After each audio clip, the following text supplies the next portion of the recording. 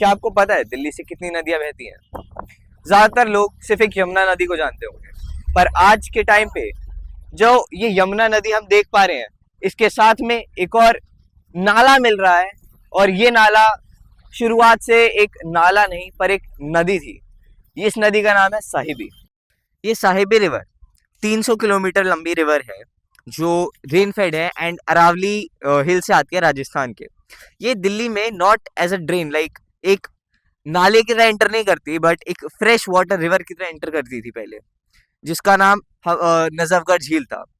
ये नजफगढ़ झील 200 से 300 स्क्वायर किलोमीटर बड़ी थी एंड ये दिल्ली के एक नेचुरल मानसून स्पॉन्ज जैसा काम करती थी जो ओवरफ्लोइंग वाटर को सोक अप करता था।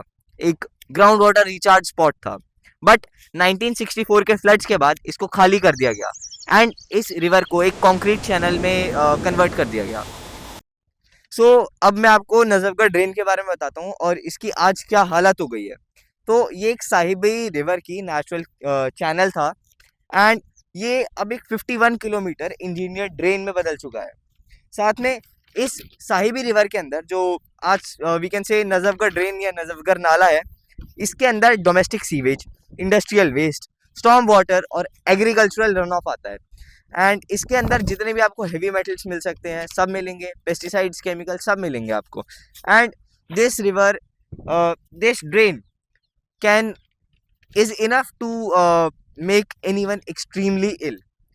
एंड साथ में इसके अंदर जो बीओडी की डिमांड है, बायोकेमिकल ऑक्सीजन डिमांड, वो ये दिखाती है कि कितनी ज़्यादा पॉल्यूटेड है ये रिवर। तो क्लीन रिवर्स जो होती है, नेचुरल रिवर्स, उसके अंदर 3 to 10 मिलीग्राम पर लीटर का बीओडी होता है। बट नजफगढ़ ड्रेन के अंदर ये 50 to 120 प्लस मिलीग्राम्स पर लीटर है, जो एक्सट्रीमली अनसेफ है। और आप देख सकते हैं 3 to 10 से लेकर 50 to 120 के बीच में कितना बड़ा डिफरेंस है। एंड इसके अंदर जो सीवेज फ्लो है वो 800 mgd का है, जो मिलियन गैलन्स पर डे होता है।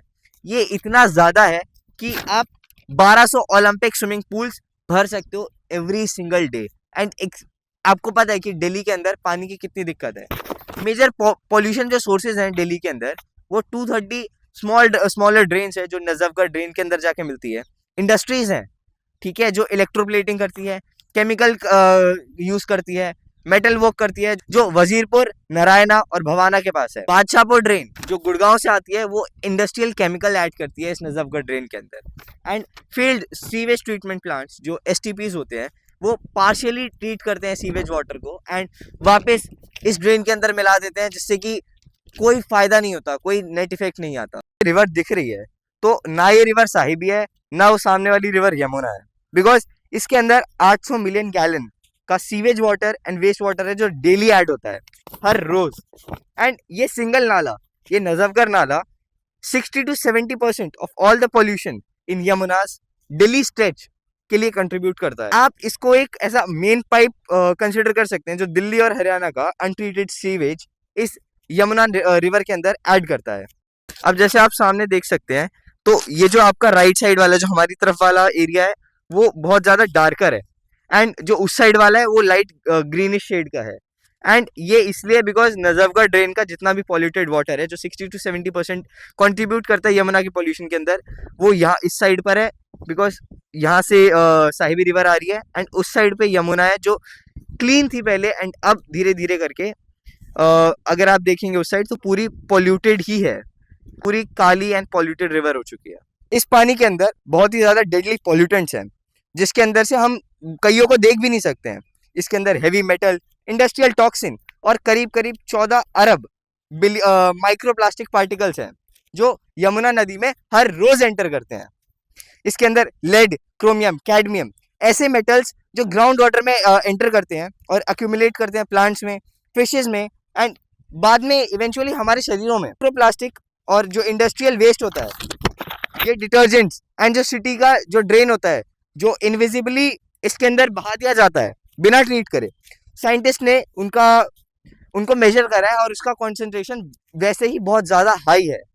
ये एक इन्वायरमेंटल इशू नहीं खाली, बट एक ह्यूमन क्राइसिस भी है।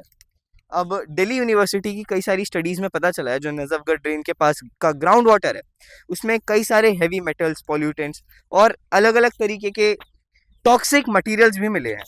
एंड इस ड्रेन के पास जितनी भी फैमिलीज रहती हैं, लोग रहते हैं, उनका एक हाई रिस्क रहता है कि उनको स्टमक डिजीजेस हो जाएं, स्किन डिजीजेस हो जाएं और ब्रीदिंग प्रॉब्लम्स का एक बहुत ज़्यादा हाई रिस्क रहता है। तो ऐसा है कि ये यमुना का पानी बहुत ज़्यादा खराब आता है उधर, गंदा आ रहा है। तो क्या ऐसा लग रहा है कि कोई हेल्थ इश्यूज, तबीयत खराब वगैरह? किसकी? हमारे इधर भी हो गई है तबीयत, गंदे पानी से तबीयत हमारी इधर भी हो गई है। बाढ़ भी आई। हाँ, तो उससे क्या इफेक्ट पड़ा है? उधर सांप बहुत और गर्दी होती है, तो बहुत ज़्यादा नुकसान हमारे घर में भी। एक टाइम पर जब 2023 में यहाँ पर 26,000 से ज्यादा वाटर बर्ड स्पीशीज होती थी, आज ही तो यही सेम काउंट अब 3,650 3,650 हो गया है 2025 में। कई सारे वेटलैंड्स जो डाउनस्ट्रीम होते हैं, जैसे ओखला बर्ड सेंचुरी, ये सीवेज से और इन्वेजिव प्लांट से भरे हुए हैं। They are getting choked. तो से सिर्फ प्लान्स पेपर पे बन के रह जाते हैं, करोड़ों रुपए सैंक्शन होते हैं पर कोई काम नहीं। एंड ये यमुना रिवर, साहिबी रिवर रोज मरती रहती है, हर रोज। पीने के पानी का कैसे जुगाड़ होगा? पीने का पानी हमारे इधर टैंक, इधर जो मिलता है ना पानी साफ, वही हम खरीद कर पीते हो? कितने रुपए उसका मिलता है पानी? 30 रुपये के? 30 लीटर? महंगा नहीं है? अच्छा, तुम्हारे पक्के घर हैं, कच्चे घर हैं? कैसे? पक्के घर हैं। पक्के घरों में ऐसा हाल है? पक्के घरों में भी पानी हो गया था। अच्छा, तो सरकार ने तब क्या कुछ रिलीफ फंड या कुछ दिया? नहीं दिया। 1,943 करोड़ का एसटीपी स्कैंडल किस लिए?